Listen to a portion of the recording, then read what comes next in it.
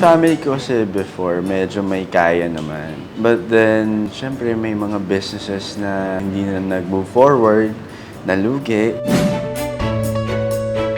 High school pa lang talaga, kumakayod na ako. Kasi noong time na yun, hindi ko nakukuha yung report card ko kasi hindi kami nakakapagbayad. That time, parang feeling ko bakit kailangan ako na-apektuhan yung relationship ko with my mom. Nagka-away kami. Lumayas ako for 2 years. Ang pinaka naging close ko si Bianca. Na-in love ka sa kanya? Talagang napahanga ako ni Kaka. So, nililigawan mo?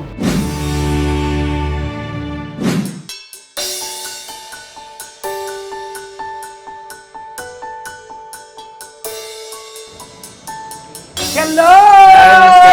Welcome to Eraya. Ay, hello, Dustin. Wow, thank you for having me Of here. course, my pleasure. Congratulations on your restaurant. Thank you. Wait, kailan mo to itinayo? A year ago, nag-anniversary kami noong October 5.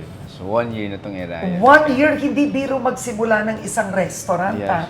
What made you want to start a restaurant? Of course, hindi mawawala yung gusto kong kumita talaga. Oo. And of course, most importantly, yung matuto talaga. Saan ba galing ang pangalang Eraya? Yun muna. Yung Eraya, galing siya sa Miss Karen sa mga struggles ko before. So, it means kasi, fortune's favorite. Kahit na ang dami ko napagdaanan before, dito pa rin ako, siniswerte.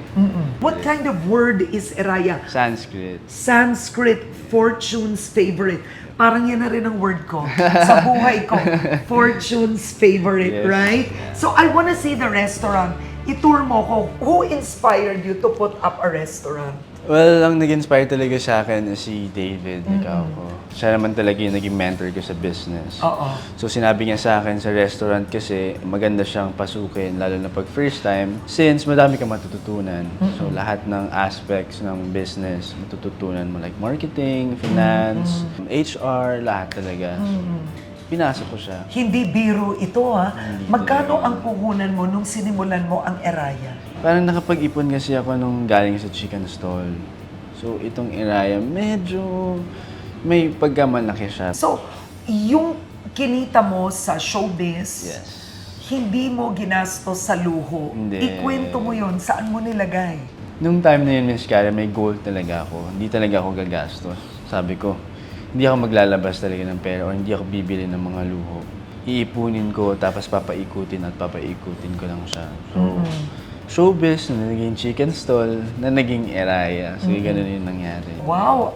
Very good money values ito. O, pakita mo yung restaurant sa amin. So, itong restaurant, kasya yung 40 packs dito. Oo, 40 people. Yeah, 40 Oo. people. So, ito yung dining area namin. Ito yung couch area. Tapos dito yung private room to dati. Tapos Oo. naging office ko na lang siya. Okay, but I like this yung ginawa mo dito, na parang meron kang mga books dito sa likod, so when Yes. people are waiting, Yeah, diba, they can oo. read. Pwede Saan siya- mo nakuha ang inspiration na to? Well, honestly, sa ano lang yun, Miss Karen, sa Pinterest. Oh, ang dami. Sa Pinterest Sa Pinterest talaga. lang yan, oo. Oo. Tapos sinaluan na lang namin ng mga wines. I kasi- know, and Yeah. this you have art. Ano to? Is this yours or your partner's? Dito sa Eraya. I like this. Ano to? Ano to? Hindi ko din Kasi alam Hindi kasi ako it's mahilig so sa good. ganito eh. Pero sino naglagay ng art mo? Ano? Yung very interesting toys or toy oo. art. Cute. Binili namin siya for Eraya. Ah, really? Ang ganda nito, guys. So, type ko to. Pati ito. Gusto ko ito. Siya na, Miss Karen, just for say yan. Biglang inuwi na po nun. Hindi na kikain. Ano ba ang food sa Eraya? Contemporary, Oo. casual fine dining. Okay. Eh si Bianca ba na? Nayaya mo na dito. Oo naman. Many times na. Favorite Many niya dito times. yung mushroom soup. Ah, really? Matatry mo later. Okay, I wanna try. Oh, I wanna see your kitchen. Okay, So, let's go. nagluluto ka ba? Well, yeah, mahilig talaga ako magluto, Miss Karen. I remember dati, patago pa ako nagluluto kasi ayaw ng mom ko nagluto kami. Baka ba daw mag-cause ng sunog.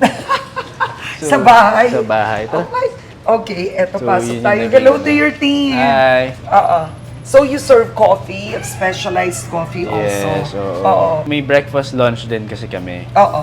So, may mga tao dito na nagko-coffee. Yeah, Tapos yeah. nag-aaral kasi may Yeah. malapit na schools here eh. Oo. Like Ika, Xavier. Pero alam mo, running a chicken stall and a restaurant are so different. Super different. Ang layo, ano ang natutunan mo in running a restaurant? Mas malaking responsibility Oo, siya. yeah. Of course, trial and error. Trial and error, but what about inventory, stocks, paano yun? Yung team ko talaga, binuild ko siya na parang ano kami, lahat kami willing to learn. Natutunan na lang namin dito from scratch. Wow. Sinimulan mo yung restaurant na ito, pero ang hindi alam ng marami, breadwinner ka pala. Yes, Miss Karen. Actually, hindi naman ito yung first business ko. So, I started, nagkaroon ako ng chicken stall before. So, doon ako nakapag-ipon-ipon. Tapos, ayun, natayo ko tong Eraya at ito na rin yung tumulong sa family ko. What was it like ba growing up? Well, yung family ko kasi before, medyo may kaya naman. Madami silang mga negosyo. Yung lolo ko before, sila yung nagpauso ng naka-vacuum na pillow na may mga characters pa. Like for example, mga Tweety Bird, mga Hello Kitty. Sila yung talagang nagdi-distribute nun, sila yung gumagawa. So, na-hand over siya sa dad ko hanggat sa ang dami ng gumaya nun eh, nung time na yun. Ganun naman talaga sa negosyo, pag sinimulan mo madaming gagaya. So, medyo nalugi, tapos nag-transfer sila into buy and sell ng cars. Dati, naalala ko, madami kaming kotse, iba-iba. Tapos hanggang sa nakarnapan kami naman ng sasakyan. Nanakawan kami. Parang 2 ata or 3 kotse na nakawan. Hanggang sa nagtayo kami ng mga small businesses, mga general merchandise. But then, syempre may mga businesses na hindi na nag-move forward, nalugi. Hanggat yung mom ko, pinursugan na yung pagiging pharmacist niya. Tapos yung dad ko, naghanap na rin ng ibang work. How difficult was it growing up seeing that you were financially struggling? Mahirap. Mahirap. Lalo na sa house. Kasi before we live in a small condominium, malapit sa school. So, naririnig ko yung mga problema sa bahay. Nakikita ko na medyo nagsistruggle na, but didn't stop me from reaching my dreams or goals. So, parang I had to stand up for my family. Kailan ka nagsimulang tumulong sa mga magulang mo? If kasama yung tuition fee ko, high school. Yeah. So, ikaw na nagbabayad ng tuition mo noon? Parang kasi ako noon Miss Karen. Half scholar, half bayad. Kasi basketball player po ako. Oh, wait, saan ka nag-aaral na half scholar ka? Sa St. Stephen's po. Oo. Chinese school siya. So, when you were a teenager, you were already helping pay for Yeah. your own tuition.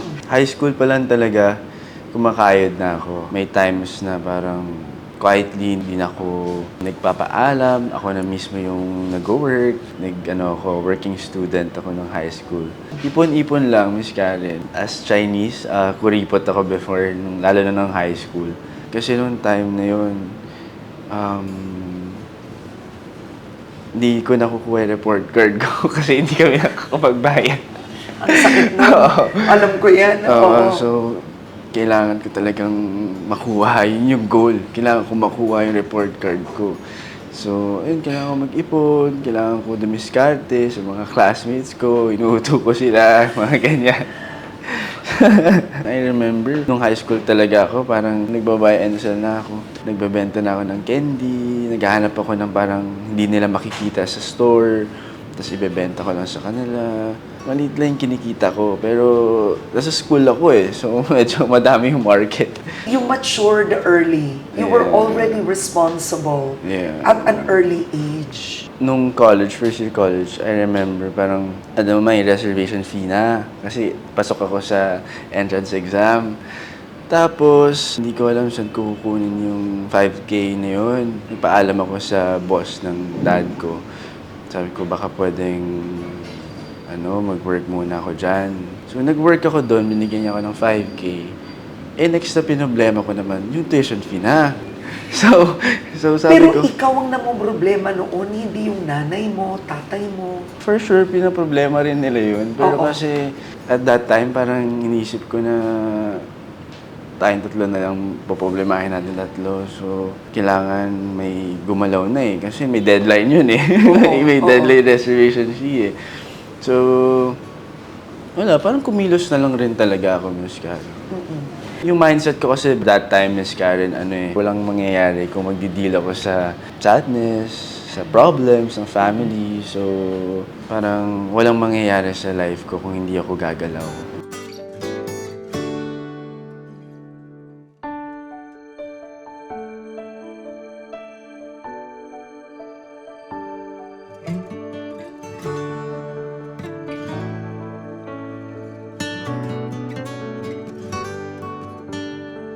What was the lowest point in your life? Lowest point memory? Siguro yun yung nagsistruggle kami financially talaga kasi hirap yun eh. May na-apektuhan ng relationships. Like, ako, I remember, lumayas ako for 2 years ata. Oo. Lumayas ka for 2 years? Oo, nung kailan pa? When you were in high school? No. Pandemic to eh, or before, Oo. during pandemic. Okay. Yeah, kasi I remember medyo mahigpit pa noon, hirap na hirap ako lumabas. Nakamask pa ako. Dahil sa mga problema na apektuhan ni relationship ko with my mom, lumayas ako kasi nagkaaway kami. Where did you go? Nung una, Miss Karen, pumunta ako sa kaibigan ko for a week. Tapos nahiya ako. Tapos pumunta ako sa ex ko nun. Tapos nahiya rin ako. Tapos parang nag-rent ako ng small place. 6,000 siya per month. Uy, mahal yun ah. Mahal siya, Oo. no? Pero kaibigan ko naman. So, medyo may delay konti. Tapos, doon ako nag-Christmas. Paano ka kumikita nun? Lahat ng pagkakakitaan, pinasok ko na yung live stream.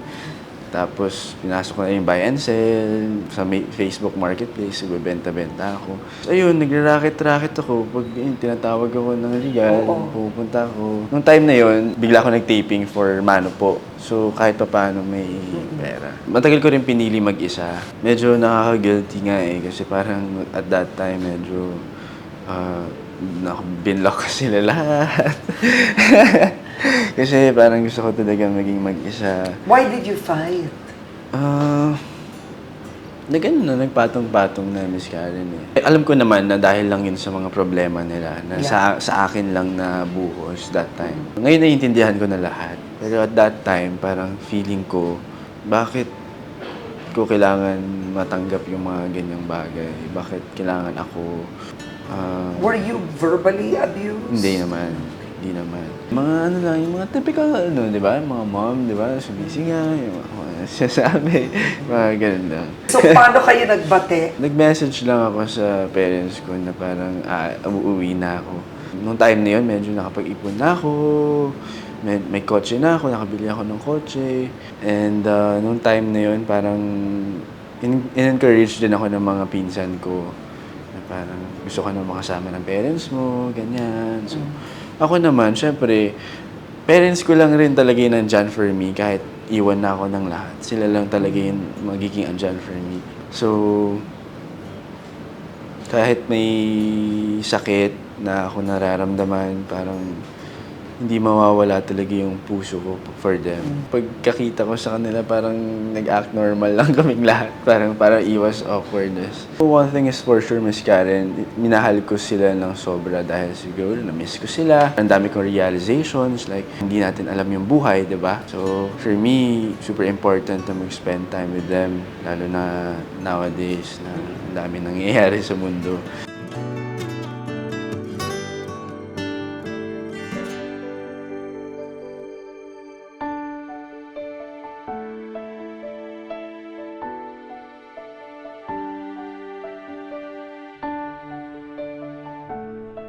So, how did your life change with PBB? I would say, Miss Karen, ang dami talagang nabago sa life ko after PBB. Number one, yung career ko. Ang dami kong ginagawang projects.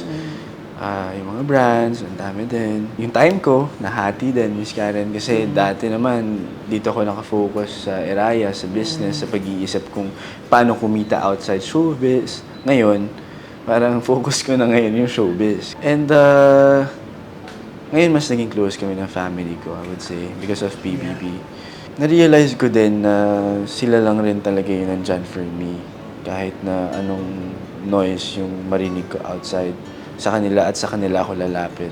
So ngayon, mas talagang wino-work on namin yung relationship namin. Wow. Kanino ka ba close? Sa tatay mo, nanay mo? Sa dad ko, Miss Karen, kasi ever since siya na talaga naging idol ko eh.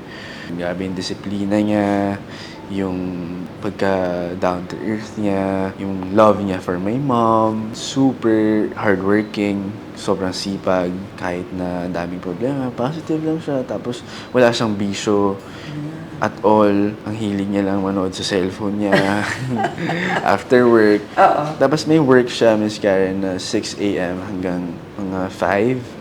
After niya mag-work, work siya ulit. So, hindi siya nagpapahinga. Yun talaga yung parang nilook up ko sa kanya, Miss Karen. Ano sabi ng tatay mo pala nung bumalik ka? Kasi you idolize him. 2 years ka na wala. What did he say? Parang time ni Miss Karen, hindi kami masyadong nag-usap Close. na. Ngayon, close. Ngayon, close. Kasi Oo. nung bumalik ako, medyo nahihiya ako eh. Alright. Parang sabi ko, oh my God, parang awkward to ah. Parang ganun. So this is the kitchen. Sige, Miss Karen. Okay. Yan. Hi, hello! Wow! This is Chef. Welcome. Yeah. Hi, Chef. Chef Miguel. Hello, hi, Chef. Okay.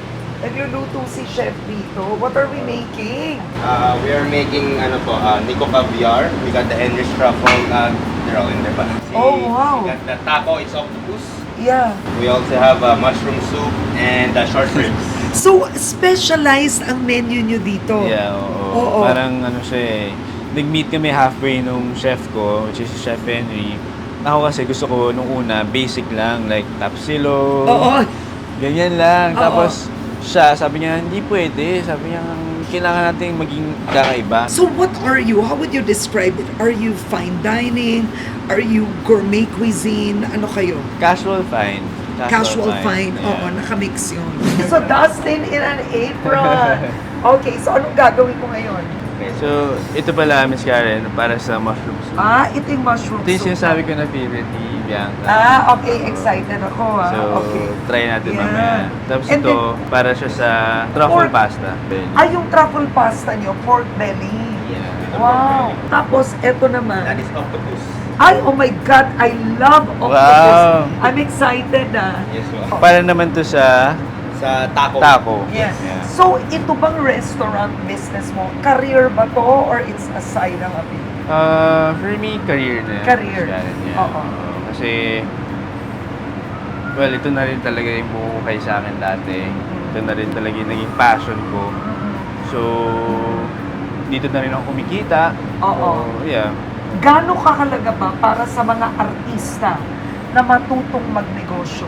Super important. Alam mo, Miss Karen, lagi nga eh. Pag may naka-encounter ako na artista, tapos tinatanong nila sa akin, paano o bakit ka nagnegosyo? Sabi ko, well, yung showbiz kasi hindi siya parang unsure lahat ng bagay. Kailangan mo gumawa ng ibang bagay habang wala pa yung break na yun.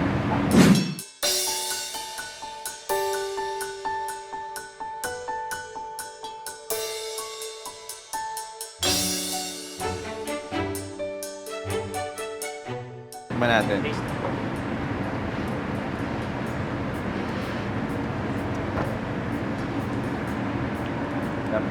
Miss Karen, ready na ang iyong mushroom soup.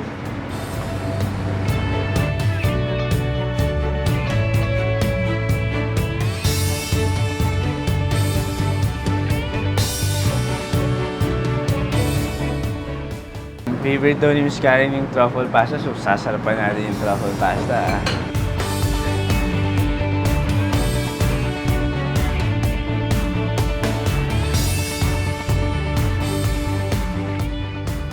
Okay.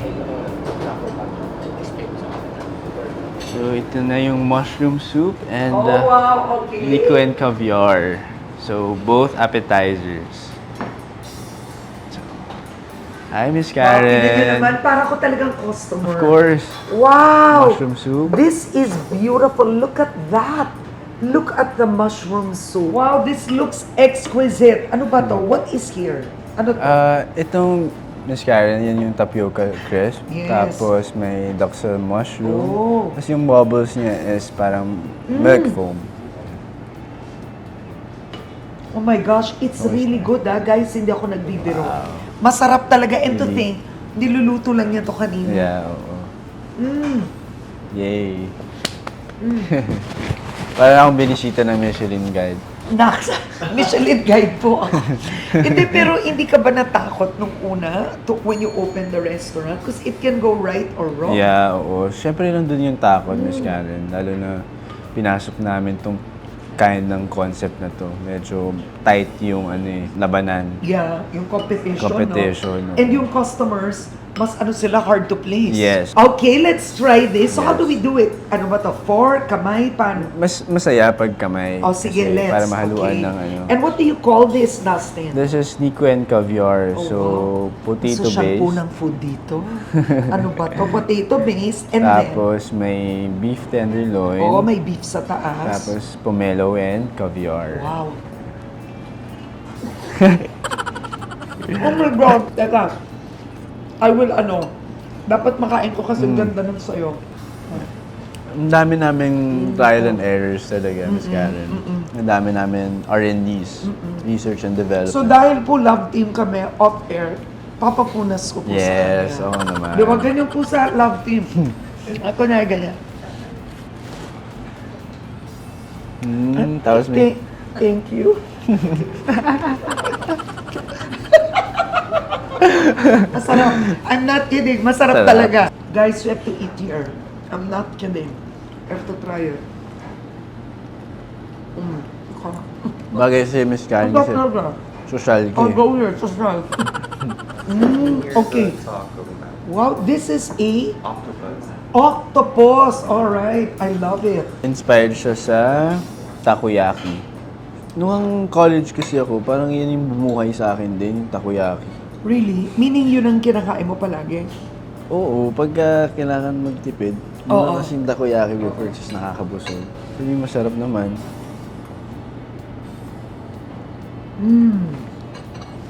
There's a certain flavor. May crab, no? Yes, there's Yeah, crab. may lasang crab po. And there's also coconut milk infused with the crab emulsion. Then there's Havarti cheese and kefir.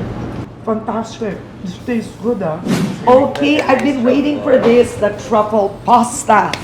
Yan na. Octopus risotto. Oh my God, ito octopus. Ay, yung kanina taco. Yes. Yan, 48 hours yan, naka-sous vide. Ito to. Sous vide tuloy. Sous vide. Sous vide. Oo, itong, Yang yung beef. short ribs siya. Let's try the truffle pasta.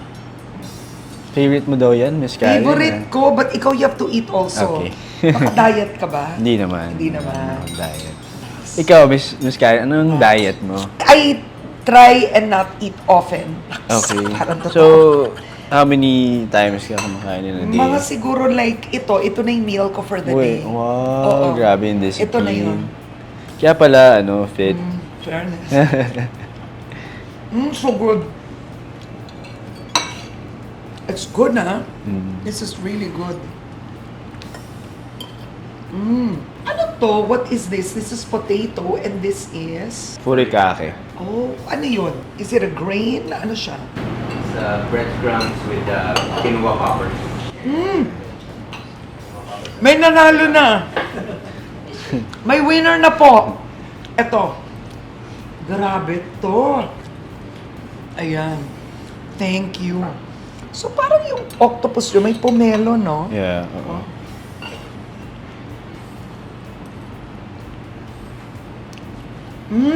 Risotto kasi to. Risotto siya. Yeah, you like that. Ako favorite It's ko really to. good.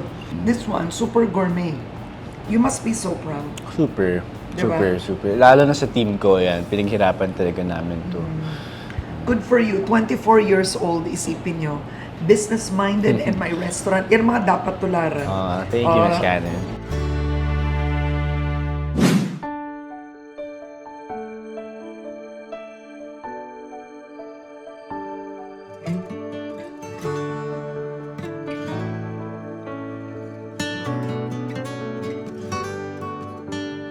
Nung nasa loob ka ng PBB, sino ang naging pinaka-close mo? Nung nasa loob ako ng PBB, of course, ang pinaka naging close ko si Bianca. Yun, dami namin na pagsamahan inside eh. Siya rin yung nag-open sa akin ng different perspective. Lagi ko sinasabi, first time ko makamit ng katulad ni Kaka. Iba siya eh. Iba siya from people na I'm surrounded with. It was super different. So, in a good way. na-in love ka sa kanya?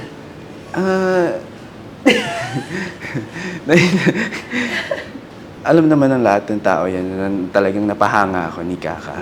As in, But are you together in real life? no. Okay. Pero you do. Na-in love ka sa kanya. Oo naman, Miss Karen. Hindi ko naman yun itatanggi. So, nililigawan mo. Ano kami ngayon? Friends. Ano yung meaning nun? Friends. Ano, may good Friends. morning, good night, I love you, ano ba? Minsan, good morning. Minsan lang. Minsan lang, Miss Karen. Pagka, good morning, how are you? Ganun. Kasi you have a movie together. Yeah. Oo. But does it expand out of the movie, your relationship with Bianca? Yes, of course. Miss Karen, prior to the movie, paglabas namin ng bahay ni Kuya, parang di naman nagbago yung closeness namin. In fact, mas lalo kaming naging close. Mas lumawak yung mundo namin eh. Mas parang marami kaming na-discover sa isa't isa. Until now, parang yun pa rin. Ganun pa rin talaga. But do you both want to be in a relationship? I would say, feeling ko, if darating, Miss Karen. Di natin yan mapipilit, di natin yan mahahanap basta-basta. So, if darating. So, paano mo malalaman If kung dumating na? Kung siya yun? it takes two people talaga to be in a relationship. Biglaan na lang yan, Miss Karen. Parang, boom. So, you have 2 movies sa MMFF. Isipin mo, baguhan ka. Yeah. You're so young. Congratulations. Thank you, Miss Karen. And 2 movies. Yeah, right? okay. The one with Bianca and the iconic Shake, Shake, Rattle, yeah. and Roll. Hindi ka ba natakot to be in that movie? Yun ang napanood ko yun nung bata ako. I'll never forget it. Nakakatakot naman talaga to Oo. begin with. Pero nag-shake ata na rin ako 2 years ago. Pero I would say ngayon, super layo. Like the So, prosthetics. what is your role? Ako si Riel. Ang pangalan ko dito ay si Riel. Kapatid ako ni Kuya Richard Gutierrez. Ako yung kapatid na talagang willing gawin lahat para sa family. Palaban? Multo ka ba dito? Hindi. Fighter. Yung kwento namin, Miss Karen, more of like, siya eh, parang survival. Nakapasok na ang Diablo! Papamatay ka ba, kuya? Lalaban na tayo.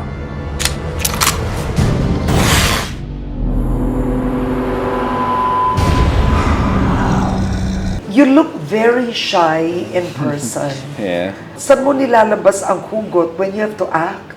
Well, of course, before ako pumunta sa set, Miss Karen, parang lagi ako nagpre-prepare talaga. Lagi ko lang iniisip na parang pag nahiya ako sa set, wala akong magagawa. Kailangan maging carefree, kailangan kong maging relaxed, maging natural. So, iba ako sa set. I would say, dito rin naman pag sa area sa work, iba din ako. Pero if ibang tao na medyo mahihain talaga ako, Miss Karen. Pero ngayon medyo hindi na nga ako mahihain nito eh. Hindi ka mahihain sa lagay na to. Medyo Nax. hindi na compared to before, Miss So, yan ang gusto ng mga girls. Talaga The shy type. Alam mo yun? Sabi nila.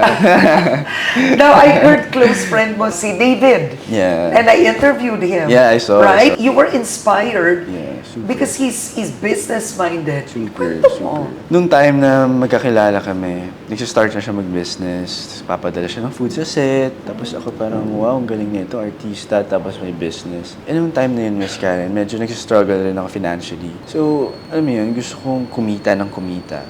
Hanggat sa parang naging close kami ni David, Miss Karen. Tapos, lagi na ako sumasama sa kanya sa meetings niya. Lagi niya ako sinasama sa restaurant niya. Hindi niya alam na inaaral ko na lahat. Pag wala siya sa restaurant niya, pumupunta ako. Kinakausap ko yung managers niya. Tapos, pumupunta ako sa kitchen. Inaaral ko na lahat. May isang beses na pag-usapan namin, ba't di tayo magnegosyo? Tulungan kita, sabi ni David. Pero hayaan lang kita. Kumbaga, tuturuan kita, hayaan kita. Hindi tayo magkasosyo. Kasi mag-aaway tayo, parang gano'n. Hanggat sa yun nga, siya yung nagbukas sa akin ng chicken stall. Siya yung tumulong sa akin doon.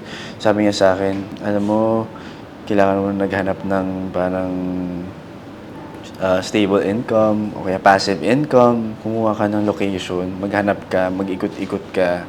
Tapos next day, umikot talaga ako, Miss Karen. Pumunta-punta ako sa kung saan-saan. Sinalam ko yung kung magkano yung rent, ganyan. Tapos inaaral ko yung foot traffic. Hanggang sa nagtayo ko ng chicken stall ko sa isang school sa canteen. Yung time na yun, binenta ko yung flavored fried chicken. Parang yung sa kanya din. Kasi yun nga, di ba may Kuya Korea siya. So ako naman, sabi ko, gawa nga ako ng mini version niya.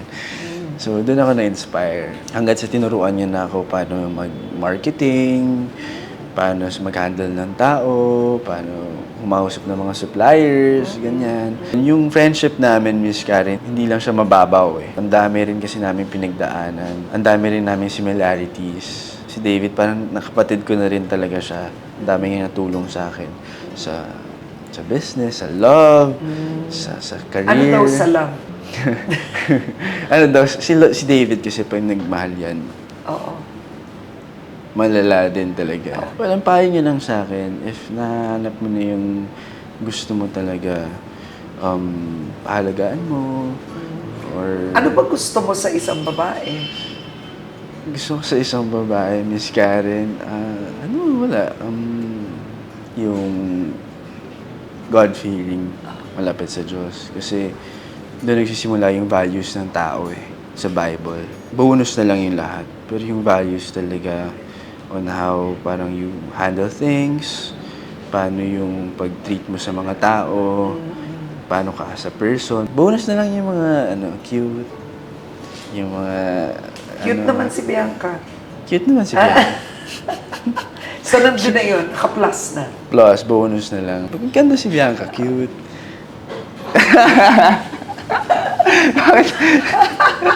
Okay.